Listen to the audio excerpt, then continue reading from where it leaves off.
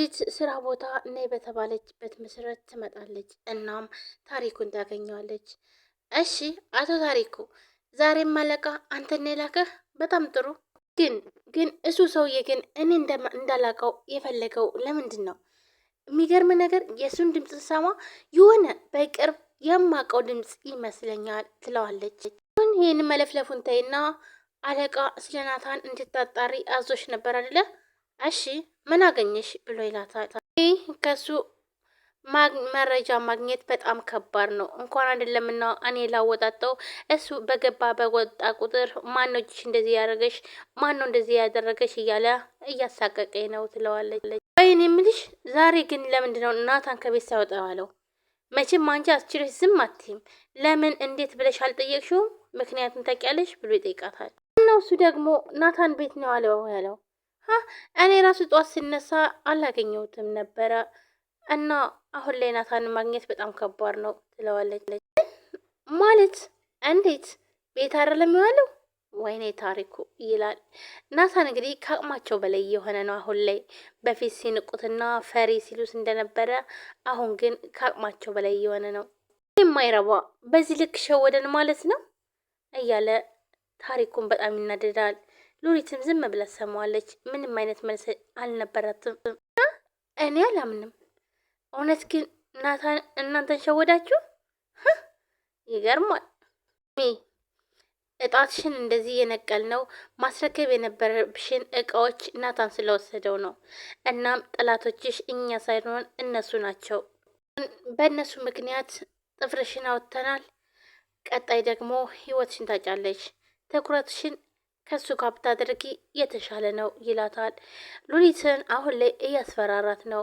አሁን ደግሞ እመነኝ አንገቷን የምቆርጥላት ብሏል ያፌትም። በፍጹም ናታን ያንን እቃ ሊወስድ አይችልም።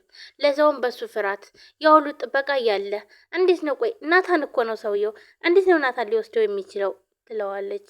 ለመናገር እያወራን ያለ ነው ስለኛ ናታን ከሆነ ናታን እንደዛ በፍጹም ሊያደርግ አይችልም ብላ ሉሊትም ትለዋለች። ፍጹም እሱን እናንተ አታውቁትም። ወይዘሮ ሉሊት አትለፍልፊ፣ የታዘዝሽውን ነገር አድርጊ ልሽ ናታን አንቺ እንደምታውቂው ፈሪና ያ ምንም የማይናገረው እንዳይመስልሽ። አሁን ከኛ በላይ ያለ ድርጅት እያስተዳደረ ያለ የሚገኝ ሰው ናታን ነው ብሎ ይላታል። ሉሊትም በጣም ይገርማል። እናም በቢዝነስ ስሙ ናይፍ ይባላል። ናይፍ ይላታል። እንዲህ ብላ ሉሊትም በጣም ትደነግጣለች። ናታንን በፍራቻ ነው እንጂ የምታውቀው እንደዚህ በጀግነኝነት ስለማታውቀው። ሆነ ይልሽ ወይዘሮ ሉሊት የእሱን ማንነት ለእኛ ተይውና ከጀርባው ማን እንዳለ አጣሪ ይላታል። ማለት እውነት ግን ነው ግን ናታን ቆይ ካለቃ የበለጠ ኃይል ያለው ሰው ነው ብላ ሉሊትን በጣም ትንቀጠቀጣለች። አሁን ነው የናቁት ያደርጋል ራቁት ማለት ትላለች ሉሊት። እውነት ሉሊት አስቃኛለች። ውድ ቤተሰቦች እዚህ ላይ የናቁት ያደርጋል ራቁት ብላለች። እንግዲህ እናታንን ሲንቁት ነበረ። አሁን ግን ራቁቷን ሊያደርጋት ስለሆነ ቆይ አንቺ ቆይ ምንድነው የምትቀባጥሪው? ይለታል።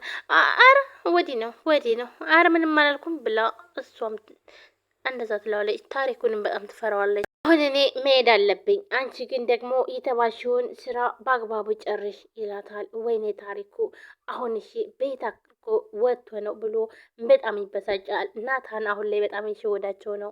አሁን እሺ እንዴት ብዬ ነው ላለቃ ናታን ቤት የለም ብዬ የምነግረው ይላል። እናም ተናዶ ሉሊትን ጥሏት ሄዳል። ሉሊትም በቆመችበት ደርቃ ቀረች። ቆይ እነዚህ ሰዎች ግን እየፈተኝ ነው እንዴ?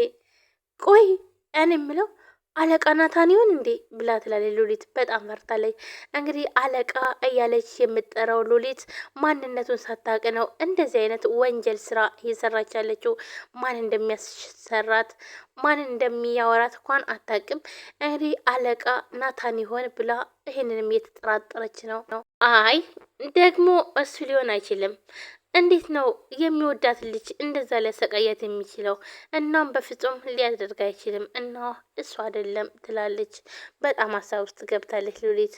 አሁን ላይ በተለይ የሚያሰራትንና እንዲሁም ደግሞ እጇን እጣቷን ወይም ደግሞ ጥፍሯን የቆረጣትን ሰው ስለማታቅ አሁን ላይ ተጠራጥራለች። ናታን ነው ያለቀው ወይንስ እያስፈተኑኝ ይሆን? ቆይ ምን እያደረጉ ነው እነዚህ? ከጀርባ ምን እየሰሩ ነው? ይህ ደግሞ የኔንም ውጪንም መግቤንም የሚያቅሰው ይሆናል። ይህን ደግሞ እኔ ቆይ ደርስብታለሁ። ቆይ ታያላችሁ። ሉሊትም ትሄዳለች። በጣም ፈርታለች። አሁን ላይ ግራ ተጋብታለች።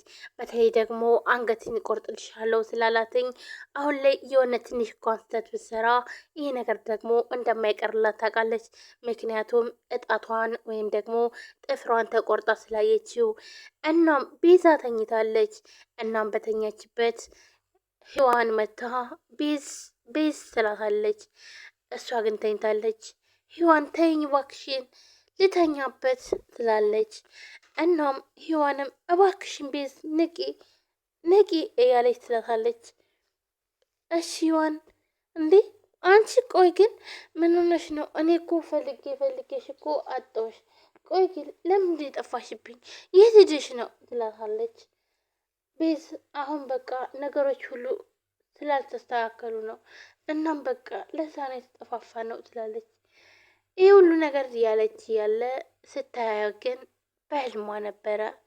ቤዛ በጣም ትደነግጣለች። ከእንቅልፏም ትነሳለች። በጣም ትደነግጥና እውነት ይሄማ ቅዠት አይደለም እውነት ነው ብላ ተነስታ ዞር ብላ ስታይ ግን ማንም የለም። መኝታ ቤትም ያለችው እሷ ብቻ ነች፣ ሌላ ሰው የለም። እናም ሔዋንን እንደዚህ ስታያትን ግን እውነት መስሏት ነበረ። ነገር ግን በቅዠት ሲሆን በጣም ነበር ደነገጠችው። ተነስታን ፈለገቻት፣ እሷ ግን የለችም። ያፌት ሉሊትን ናታን ብቻ ሳይሆን ኤፍራታንም እንድትከታተል እፈልጋለሁ። ኤፍራታ ያፌት ከውጭ ሲገባ ኤፍራታ የለችም። እናም ከታች ሆኖ ኤፉ ብሎ ጠራትኝ። እናም አቤት የሚል ሰው የለም። ቤት ውስጥ ማንም የለም። እላይም ወጣ ፎቅ ላይ አየ፣ የለችም ኤፍራታ። ቆይ ግን እቺ ልጅቷ የትዳ ነው? እኔ እኮ ስራ ጥዬ የመጣሁትኝ አማት ከሆነ ሐኪም ቤት ልውሰዳት ብዬ ነው። ቆይ ግን እቺ ልጅ ግን ቆይ ምንድን ነው? ለምንድን ነው ቆይ ግን እንድጠላት የምታደርገኝ? ደግሞ እኮ ስናገራት ይከፋታል፣ ሆድ ይብሳታል። እሺ ቆይ ምን ማድረግ ነው ያለብኝ? እያለ ያፌትም ያስባል። ያፌት ከቤት እንድትወጣ አይፈልግም። እናም ኤፍራታ ግን ሐኪም ቤት ነበር የሄደችው። ምክንያቱም ደግሞ የእርግዝና ምርመራው ልትመረመር ነበር ሄደች።